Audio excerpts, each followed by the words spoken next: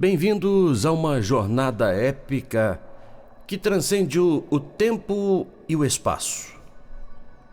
Imagine voltar à eternidade passada, antes da criação do mundo, onde descobrimos a verdadeira identidade de Jesus. Ele não era apenas um nome em um livro antigo, mas o Verbo eterno, a expressão viva de Deus. Nesta narrativa fascinante, vamos explorar quem era Jesus antes de todas as coisas, revelando sua glória, sabedoria e amor infinitos.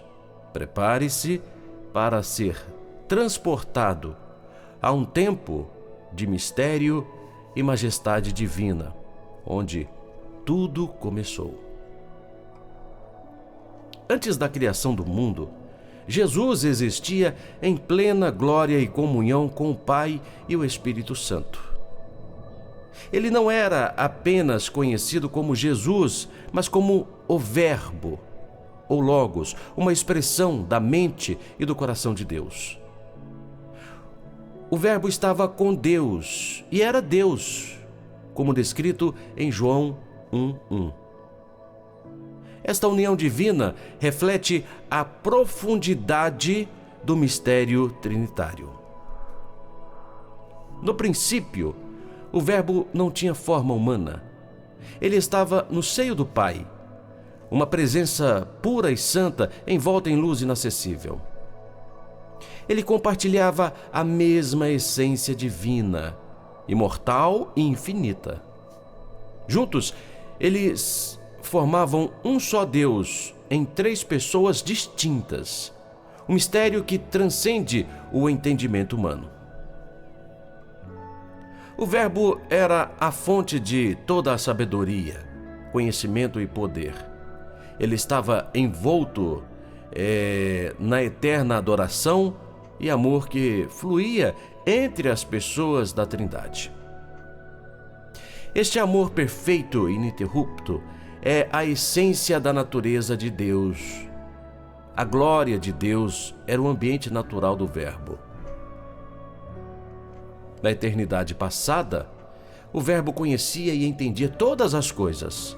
Ele via o futuro como presente e o passado como sempre existente.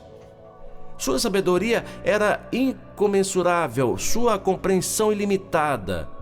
Ele contemplava o plano de Deus para a redenção da humanidade antes mesmo da criação do mundo. O Verbo estava ativo na obra da criação. Em João 1:3, lemos que todas as coisas foram feitas por ele, e sem ele, nada do que foi feito se fez. Ele falou e o universo veio à existência, cada estrela, cada planeta e forma viva. A criação era uma expressão de sua glória e poder. Antes da criação, o Verbo já planejava a salvação da humanidade.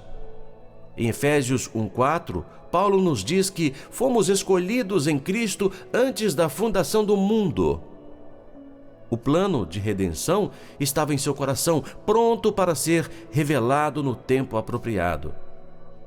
Esta era a expressão do amor eterno de Deus. O Verbo não apenas criou, mas também sustentava todas as coisas. Colossenses 1:17 nos diz que ele é antes de todas as coisas e por ele todas as coisas subsistem. A harmonia e a ordem do universo depende de sua palavra e poder contínuo. Ele é o sustentador de toda a criação. No conselho eterno de Deus, o Verbo aceitou o papel de redentor. Ele sabia que, para resgatar a humanidade, teria que se humilhar e tomar a forma de um servo. Filipenses 2:6-7 descreve essa condescência divina, onde ele, sendo em forma de Deus, não considerou o ser igual a Deus algo a ser retido. O Verbo estava disposto a se tornar carne e habitar entre nós. Este ato de encarnação foi planejado desde a eternidade. Em 1 Pedro 1,20, lemos que foi conhecido antes da fundação do mundo, mas manifestado nos últimos tempos por amor a nós. Sua vida foi a maior expressão do amor de Deus. Antes do tempo e do espaço, o Verbo era adorado pelos anjos. Milhões de seres celestiais cantavam sua glória e majestade. Eles reconheciam seu poder e sabedoria infinitos. O céu era cheio de louvor e adoração, uma sinfonia eterna dedicada ao Verbo. O Verbo conhecia perfeitamente o coração do Pai. Ele compartilhava os mesmos pensamentos, desejos e propósitos. Sua unidade era perfeita e inquebrável.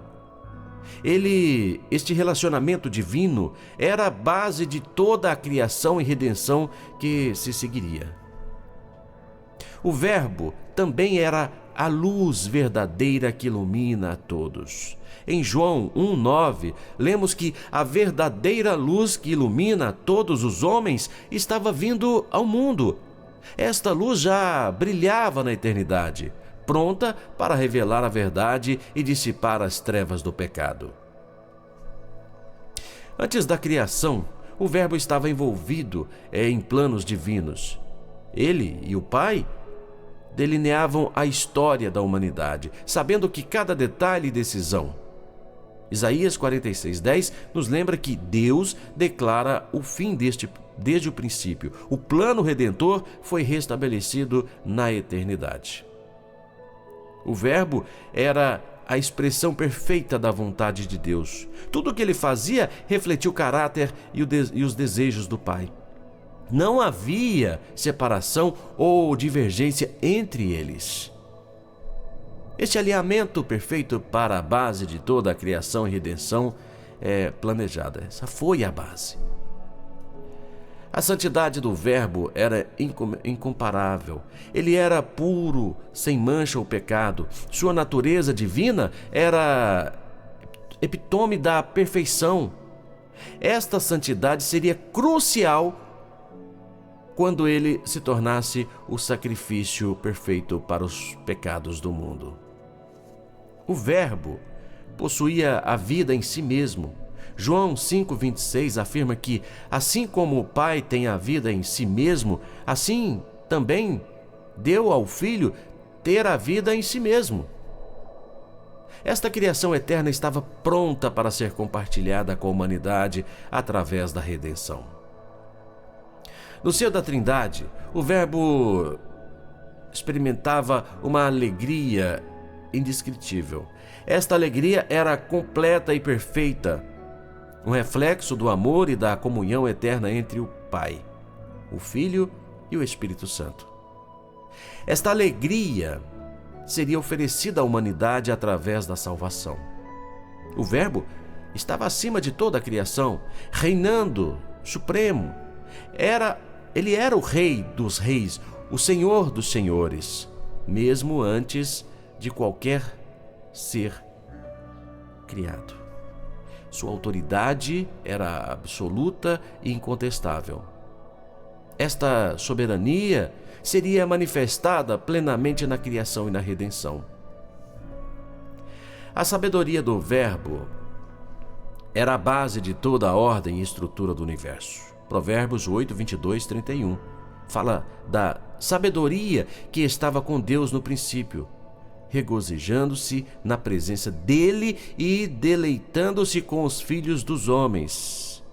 Esta sabedoria divina guiaria toda a criação.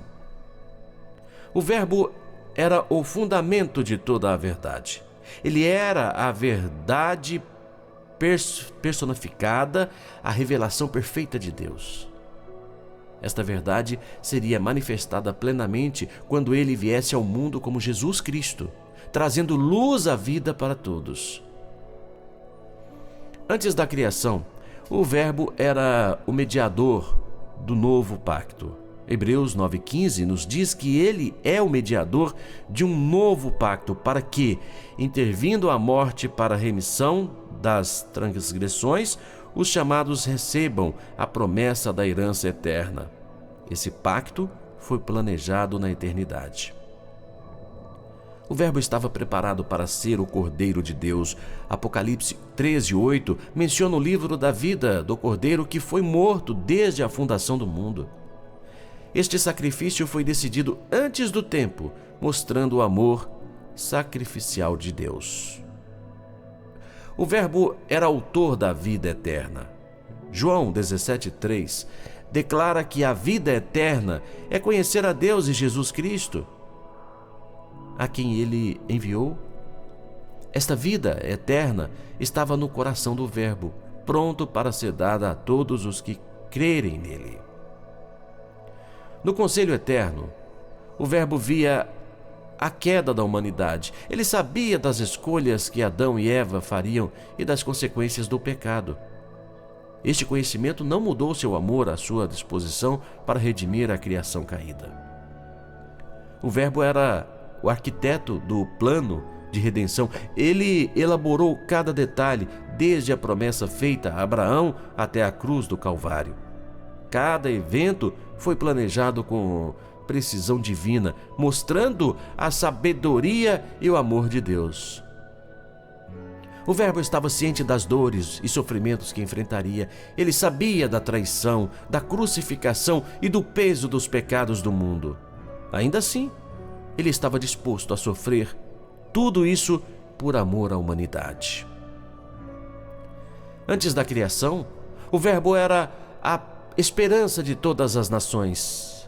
Isaías 42:1-4 fala do servo de Deus que traria justiça e esperança para as nações.